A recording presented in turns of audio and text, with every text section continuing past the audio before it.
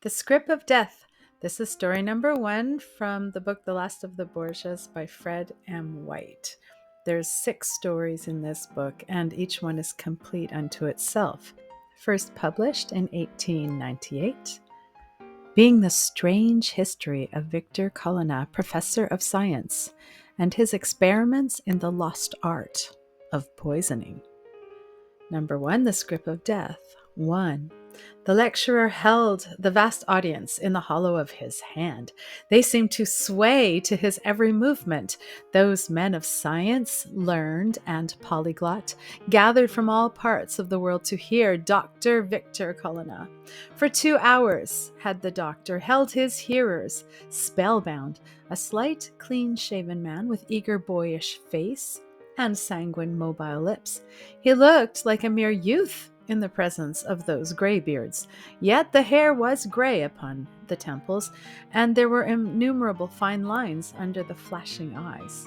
Not once in a generation is it given to a young man to keep the savants of the world at his feet, but Colonna was doing this, and more. The great volume with 2 silver clasps lay on the lecturing table before him. The world boasted no more wonderful or unique volume, for the precious tome at one time had belonged to Lucrezia Borgia, and in it were recorded the recipes and effects of those poisons which had rendered infamous the memory of the Jezebel of her time. One experiment had followed another in rapid succession. Men who had made toxology a study from their youth up smiled at their ignorance. This volume had come down to the last of the Borgias, the only one of the family for generations who had the wit and ability to grasp its tremendous power and importance. Then Dr. Colonna closed the volume with a bang. He seemed to heighten and expand with the force of his peroration. For the present, he said, I have finished. For generations, that volume has been handed down in my family as an heirloom, a curiosity, and I am the first of my race who has dared to study it. Impelled by my devotion to science, I have sought the key. It is for you to judge as to whether or not I have found it. A prolonged burst of cheering followed this statement. You are kind enough to say I have, Colonna proceeded. I might have kept these remarkable discoveries to myself. Indeed, it may have been better for the world in general had I done so. But the mistress who sways us so imperatively to her will bade me speak. And what I have shown you tonight, a score or more of poisons which were undreamt of yesterday, poisons strange and mysterious in their action, mandragora which strike down and leave no trace behind. Need I destroy a nation? I can do so. Have I an enemy I desire to remove? I can sweep him away without the fear of detection. I can administer a bane that lies harmless in the system until the flesh becomes in contact with another irritant months after and the victim dies. So much for our boasted knowledge, so much for the darkness of the Middle Ages. And I am going further still. I say some of the crimes of Brinvilliers were justifiable. I say that under certain circumstances, some crimes are justifiable still. Would I use my knowledge to sweep a villain from my path? No, for I have too much confidence in myself. Would I use the precious knowledge I possess to save the poor and suffering, to free Europe from the blister and ban of Turkish rule, for example? I am not prepared to say. As Colonna concluded, a great shout went up from the assembled crowd. They surged out of the building to the back of the hall, prepared to give the lecturer a hearty cheer. But already Colonna had departed. It was barely 11 when he reached his chambers. Those rooms in Bennett Street were plainly furnished and betrayed nothing of a scientific nature, for Colonna had his workshops elsewhere. An elderly servant came up, bearing a tray on which was a bowl of bread and milk. We are going to bed, sir, she said. Do you require anything more? No, Colonna replied, only do not fasten the front door. I may take a fancy to go out, or a friend may come in yet. I will see to it. The simple supper dispatched, Colonna flung himself into a chair and proceeded to light a cigarette. Ere he was finished, the ringing of the front doorbell aroused him from his reverie. Colonna slipped down quietly and opened the door. The tall figure of a woman, cloaked and veiled, stood there. "You are Dr. Colonna," the lady said. "Can I see you at once and alone?" There was a ring of power and command in the fluent voice. With no expressed feeling of surprise, Colonna signified that the speaker could precede him. She did so with a firm and determined step. Colonna closed his sitting-room door and turned up the gas fully. Standing in the full glare, the visitor swept away her cloak and hood with superb gesture. She was past the first bloom of youth, dark and wonderfully beautiful. Her air was queenly and commanding. With very little effort of imagination, Colonna could picture her with an imperial diadem on those ivory brows. Nathless, there was a wild, despairing look in the fine eyes. The full red lips drooped. "I am Ellen Longwater, wife of the Master of Longwater," she said abruptly. Colonna bowed. The statement sounded wild and bizarre enough for a comic opera, but the doctor evinced no surprise. "I have heard of you," he said. "What can I do for you?" "Much," came the passionate reply. "2 hours ago I was plunged in despair. To distract my thoughts, I went to hear you lecture. Need I tell you how completely you carried me away? And in your concluding remarks, I saw a gleam of hope. You said you would not be prepared to hesitate where a people rightly struggling to be free were concerned. We are the people struggling to be free. A hair will turn the balance either way. Remove one man, and the happiness of a great family is assured. Will you do this for me? You want me to use my knowledge to murder someone? I will be perfectly frank with you. I do." As if this were the most natural request in the world, Ellen Longwater dropped into a chair and folded her hands. Nobody would have guessed how painfully every nerve of her body was thrilling. "Truly, a remarkable request," Colonna replied with a remarkable allurement. "But why should I place myself so unreservedly in your power? I have only to hold up my little finger, and the man is obliterated. And then, what is to prevent you using your hold to ask for more?" "Oh, I have thought of all that," the listener responded rapidly. "I am prepared to sign a document which you will draw up, fully implicating myself. You may regard me as a madwoman. To all practical purposes, I am. It makes me mad to see our ancient family, our prestige and money and influence in the throttling grasp of a scoundrel. Unless something is done, Count Henri Felspar will destroy us." "Oh, then Felspar is to be my victim?" Yes, you speak as if you knew him." "By repute, I know him well indeed," Colonna replied. "Felspar is a man of science like myself. He enjoys a high reputation." "But only as a savant. Felspar is one of the greatest scoundrels who ever lived. He is well born, I grant you, especially on his mother's side. More Italian than anything else. There is a berserk vein in his nature that makes him utterly reckless where his aims and passions are concerned. He seems to be connected with any number of noble families. At any rate, he is with ours." Colonna bowed. The blood of the Longwaters was of the purest. The master of that ilk could not have exchanged his title and his Scottish roots for an imperial diadem and a province to boot. The Bohans and the Burleys were parvenus compared to them. More than once had the Longwater sang azul mingled with his purple stream of Stuart and Tudor.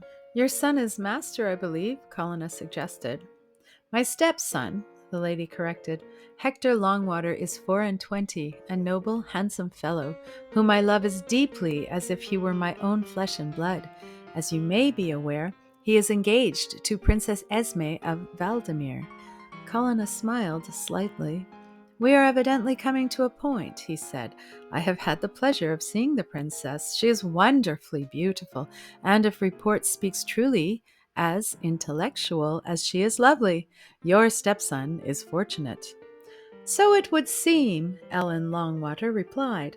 "The Longwaters were rich before the late master married myself and my fortune. I was a Rosenthal, you know. Ultimately, all my money will go to Hector, for I have no children, and I shall never marry again." "The Valdemir family are poor?" Poor as they are distinguished, which is saying a great deal. Some day Princess Esme will be ruler of Valdemir. Her son and Hector's will govern the little kingdom, and with our fortune who knows what may happen. Leading statesmen in 2 countries at least have heard of the projected union with the liveliest satisfaction. For diplomatic reasons, it is necessary to maintain Valdemir properly. This marriage would assure such a state of things. When I add that the young people love one another devotedly, you have the ideal perfect. The course of true love runs smoothly then. It runs on oiled wheels of gold, but there is a fearful barrier. Taking the form of feldspar, I presume? Ellen Longwater's dark eyes flashed, her whole manner changed. You have guessed it, she said fervently. The wedding day is fixed. The princess and her friends are in England now. On Friday week, the wedding is to take place in the private chapel at Longwater Royal, our Perthshire place, you understand. Then suddenly there comes a bolt from the blue in the shape of feldspar. Romantic as it may seem, feldspar is deeply enamored of Esme. He met her a year ago, somewhere abroad, and she seems to have fascinated him. There is little doubt, I'm sorry to say, that Esme encouraged the man's advances. He is very handsome for his years, wonderfully clever and fascinating, and the girl was flattered by his attentions. Even then, the proposed marriage was practically arranged. When Feldspar heard what had happened, he was almost beside himself. From time to time, he has hinted that he could wreck us all if he chose, and unfortunately, he is in a position to do so. Oh, the diabolical scoundrel! Feldspar is all you say, Colonna replied quietly. By a strange coincidence, I happen to know 1 or 2 things about him, which I should not care to confide to you. A clever man, a great chemist, he has most extravagant tastes, and does not hesitate as to the means of gratifying them. 1 clear case, at least, of blackmail. He is attempting to blackmail me now. Ah, cried Colonna, I thought we should come to that. A large amount? 500,000 of money, and he will take no less. Not if he has demanded that sum, Colonna murmured. The question is he in a position to force your hand? If I am to take this matter up, there must be no half-confidences. I came prepared to tell you everything, Ellen Longwater cried. I told you that Feldspar was connected with my late husband.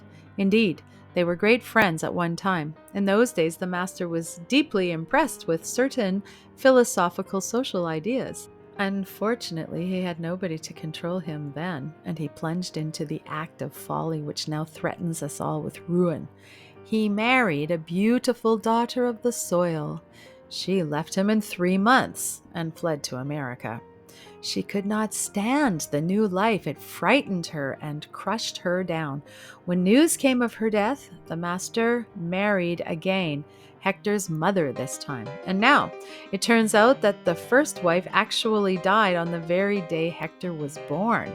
This being so, Hector is no more master of Longwater than yourself, and Feldspar can prove this by documentary evidence. Need I say more? You need not, Colonna said gravely. Knowing the man, the sum demanded is the price of Feldspar's silence. He has waited till the psychological moment. Has he not? But Feldspar is not to be trusted. He would take the money and then betray the secret after. Indeed, I know he intends to do so. He has invited himself to the wedding, and at the breakfast he fully intends to explode the mine.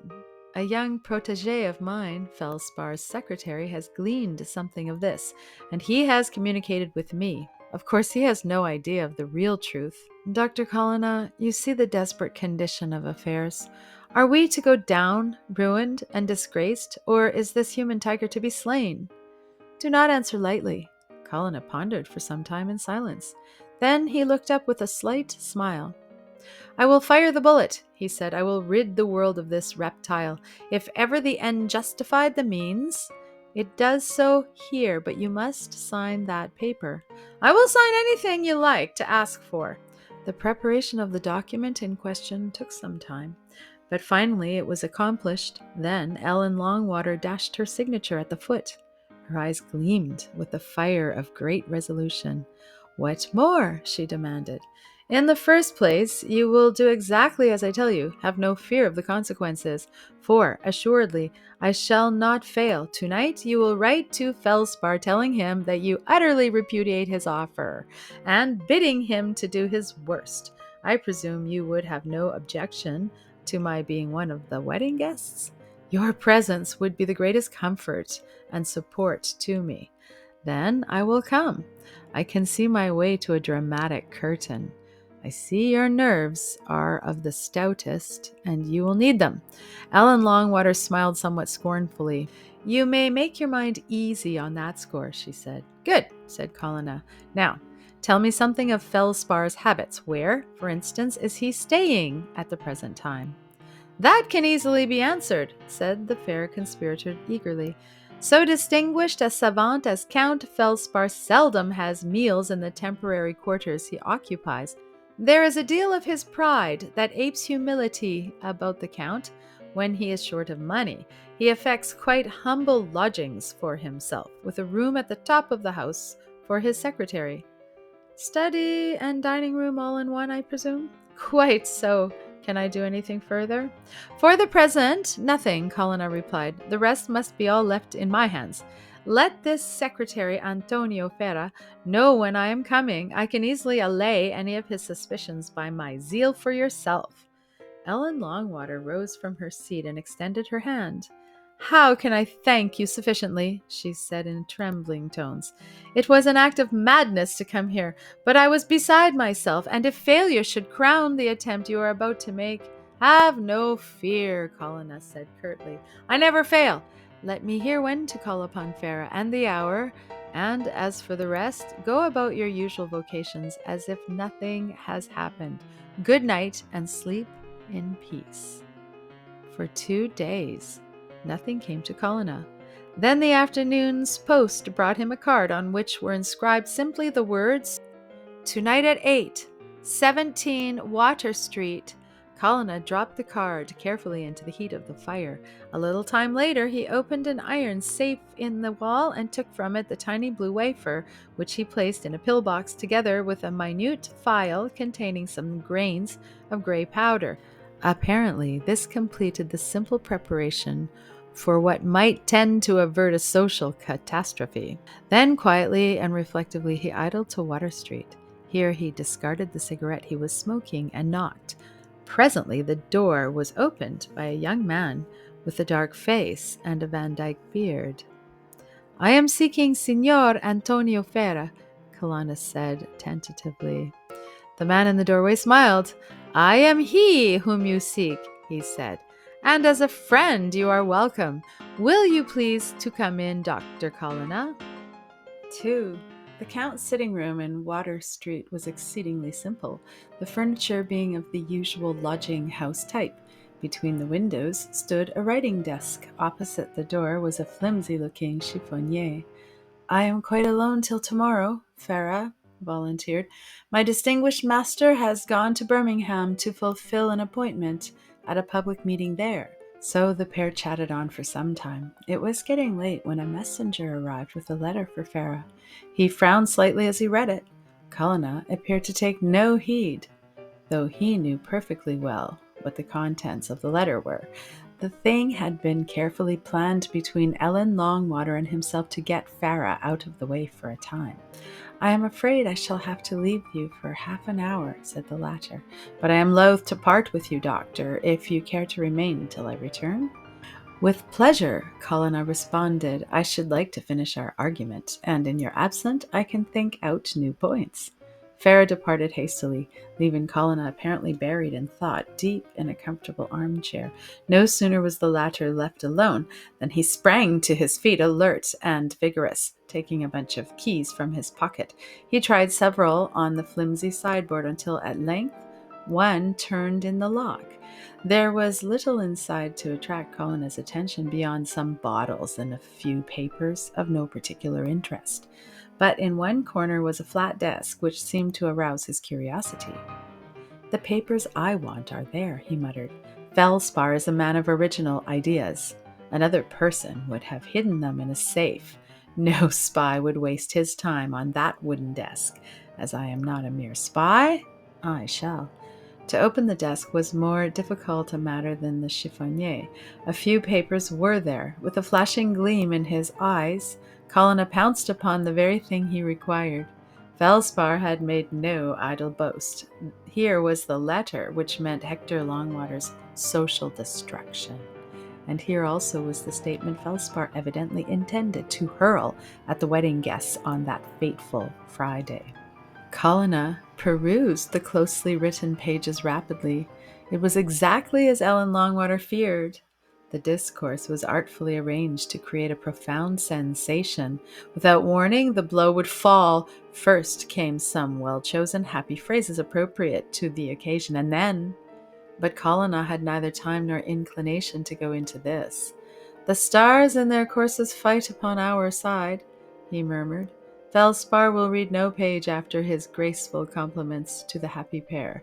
When he has finished that, he will have to turn over. I will take the liberty of blotting out the few damning words that remain ere a turn of leaf is required. As this document has evidently been revised, I shall be perfectly safe." Taking up a pen, Colonna scored out a dozen lines. Then, turning to the blue wafer, he crumbled it, and resuming his gloves, rubbed it over the opened manuscript vigorously. Apparently satisfied, the speech was replaced in the desk, and the remains of the wafer were carefully dropped into the hearth of the fire, followed by the gloves Colonna was wearing. "Longwater is saved," Colonna went on. "It was a happy thought of mine to look for the documentary evidence in that desk.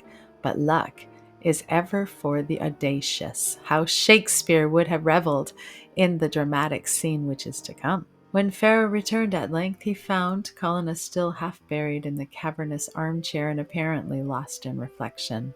Then they plunged once more into an animated debate which lasted far into the night. Finally, Colonna rose to go. "You ought to meet the Count," said Farah. "No doubt we shall soon," Colonna replied, somewhat dryly. "In any case, I propose to do myself the pleasure of meeting him in Scotland on Friday." It was not until the Thursday night that Colonna saw Ellen Longwater again.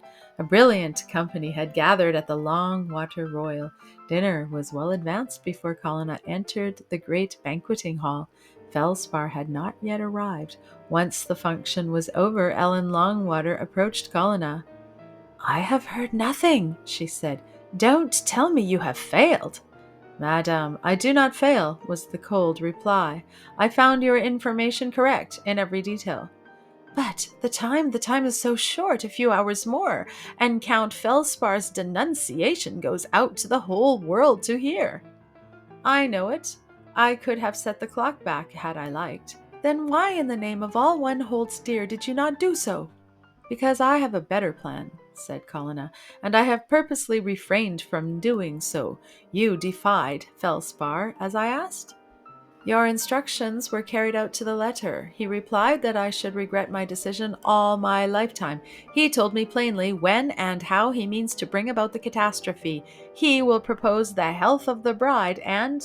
but I dare not allow my mind to dwell upon it." "He shall propose the health of the bride," Colonna said grimly. "He shall pay a glowing tribute to the groom and maiden, and there he shall cease. I am ready for him, fatally ready. Do you know I have had that letter in my hand?" "In your hand? And you did not destroy it?" "For what purpose? The loss would only have aroused Felspar's suspicions, and he would have easily procured fresh evidence. It is the man we want to destroy, and so destroy that, in the moment of dissolution, those proofs fall into our hands. Now listen to me and see that you follow me implicitly. Felspar is to be allowed to start his speech. You are to be on one side of him, and myself, if it can be so arranged, on the other. Then you are to procure for me and leave me in my room one of the bottles of champagne which is intended for consumption tomorrow. The bottle will be returned to you, and you are to see that it is placed so that you and Felspar partake of it. You must have no fear. It won't hurt us. That is all you have to do. And when tomorrow you hear the word 11 from my lips, watch me carefully." "You have no more to say?" Positively nothing, and now I'm going to felicitate the bride." All that time Colonna had not quite finished. When he retired to his room that night, he found the bottle of champagne ready for him. From a dispatch box he took a tiny drill with a diamond point and another of the blue wafers similar to the one used upon the manuscript pages of Felspar's wedding speech. And subsequent remarkable revelation. In the bottom of the bottle, Colonna drilled a minute hole and pressed a portion of the wafer into the receptacle. A dot of sealing wax laid on. This completed these apparently simple preparations. "The rest lies with Ellen Longwater," Colonna murmured. "If she carries out her instructions faithfully, Felspar is not likely to trouble her again." With which remark Colonna turned into bed, and in a few minutes had fallen into a peaceful and untroubled sleep. 3. A brilliant and distinguished crowd had gathered in Longwater Royal Banqueting Hall to pay a tribute to the popularity of the happy pair.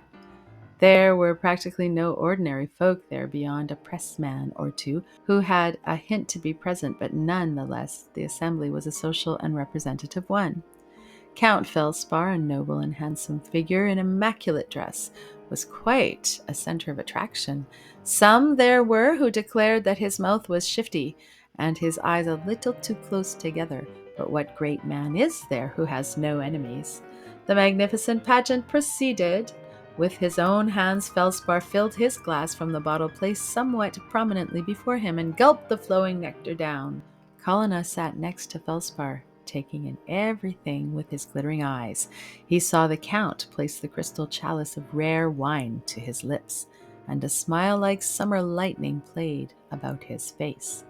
For some time the somewhat prosy orations went on, but at length a subdued thrill of expectancy passed through the assembly. A hush fell upon the guests as they looked eagerly to the side of the table where Felspar sat. He was to propose the toast of the day, and the Count had a pretty gift of public speaking. Up until now, Colonna had not spoken one word to Ellen.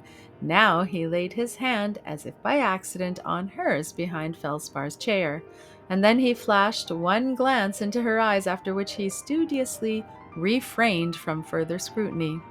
He could see the deadly pallor of her features, the twitching of her hands, but Colonna noticed that the daintily molded chin was firm and hard as marble. The speech of the day commenced. It contained no brilliant flight of oratory, a thing hardly to be expected in a bridal discourse, but there were plenty of pithy points, delicate fancy, and playful humor. Some of the listeners wondered what those papers were in Felspar's hand. If they had only known. "The time is at hand," Colonna whispered. "Be prepared." Ellen Longwater bent her head ever so slightly. She was listening with all her soul to the praise conveyed as if flowing spontaneously from the speaker, of the virtues of the happy, happy pair. If Felspar stopped there, if he spoke no more, the cloud that threatened the happiness of the great family was gone forever. Then Felspar paused as if breathless, a fine dramatic pause. "That is the picture," he said suavely, "and who shall say it is not a glorious—" 11 came from Colonna's lips. 11. Amused and interested, the audience waited. But no further words came. The sound of a long fluttering sigh echoed through the hall. Close to Colonna and his ally was the crash of a falling body. Colonna was the first to recover himself. With one bound, he was by the stricken man, putting all opposition aside. "Fetch a doctor!" he cried. "The Count is dying!" Colonna's voice rang loud and clear. In such an ultra-fashionable gathering, there was no difficulty in procuring medical aid. 2 doctors were quickly on the spot, but one glance was sufficient. The physicians were quite unanimous in their verdict. Sudden failure of the heart's action was the cause of death. There was even no occasion for an inquest. "Are you satisfied?" Colonna whispered. Ellen Longwater shuddered from head to foot. For my family, she murmured. For Hector. We are saved, and I shall be the most miserable woman on earth to the day of my death. Before you leave, you must come and tell me how this vile thing was done. The speaker turned away and plunged into the frightened crowd. Colonna followed her with a curious speculation in his eye. How like a woman, he murmured. Strange creature. Bad as she feels now, she would do the same thing tomorrow, and she will be another woman when I see her this evening. Colonna was correct as usual. Curiosity had overcome terror for the time at least. I am dying to know how it was done, said the pallid speaker. Colonna explained it fully. The point is this, he said. The poison was taken internally from the drugged bottle of wine. You yourself actually drank that poison, and yet, until the chain is completed, it is quite harmless. The blue wafer charged the wine. The blue wafer also was rubbed on Felspar's discourse. The contact with the hand on the fatal leaf did the deed. The drug within called for the drug without, and as the two were brought into contact, Felspar died of the shock. Horrible if you like it, beautifully simple. But you need not look so pale. You are not likely to touch the wafer, and, in any case, the internal effects would be dead by the morning. Wonderful! Ellen cried. I marvel you care to tell me this. Colonna shrugged his shoulders. It is nothing, he said, the simplest of all the tricks of my volume. Ah, how I could astonish you if I liked, and even with this childish toy, detection is absolutely impossible. All the same, the Count's death would not have cleared you if I had not been present. But why, Dr. Colonna? Ellen asked. Because the written speech would have betrayed you, Colonna replied. That is why I was the first at the Count's side. I crammed those papers in my pocket. There they are. What shall I do with them? Burn them at once, Ellen Longwater said promptly. The red heart of the fire ate into the winged words. Then, as they faded away to dust and ashes, Ellen rose and pointed to the door. You have saved our honor, she said, and from my heart I thank you. And now go, Dr. Colonna. It is my one prayer that you and I may never meet each other face to face again. The end.